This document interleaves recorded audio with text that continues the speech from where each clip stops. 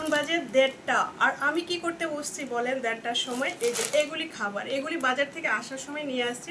আমি গেছিলাম বাজারে, বুঝছেন, মাছ আনতে। আর কি মাছ আনছি এটা আপনাকে একটু পরে দেখাবো আমি কি মাছ আনছি। তো এখন মাছ নিয়ে তারপর এসে তারপর আবার গেলাম সবজি ক্যান্টিনে, সবজি নিয়ে আসছি। এখন লেগে গেছে খুব খিদে। তো খিদের জন্য আমি না খিদে সহ্য করতে পারি না, রান্না বসাবো কি আগে পেট পূজা করি তারপর গিয়ে রান্না বসাবো। তো এই ভুজিয়াটা এখন খাবো না।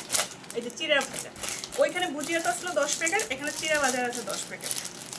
এটা আমি এখন খাবো। এই দেখো আমার মেয়ে বলছে আমারে দিও, এই যে আমার মেয়ে বলছে আমারে দিও, মানে কি ওকে না দিয়ে আমি খাবো যেমন লাগতেছে। যে এই যে এরকম এরকম ছোট ছোট প্যাকেট। কি খাবি ভুজিয়া? তো নে। তো আমি এখন এই যে এখান থেকে এখানে আছে আর 9টা প্যাকেট। ঠিক আছে, টাইম পাস হয়। এই প্যাকেটটা এখন আমি ছিঁড়ে এই দেখো আমাদের আসান তারিখা। এই যে দাঁতের মধ্যে ঢুকছে।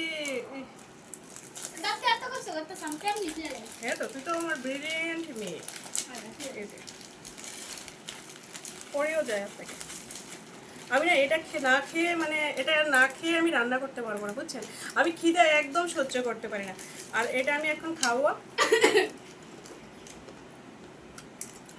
আমার মেয়েটার অবস্থা দেখি কোথায় বসছে, কোথায় দেখি ওই যে। তো আমি খিদে একদম সহ্য করতে পারি না যেটা বলছি। তো এখন আমি খাওয়া দাওয়া করে তারপর রান্না বসাতে যাবো, ঠিক আছে। আমার মেয়ে আবার এদিকেও টেস্ট করছে, তার দিয়ে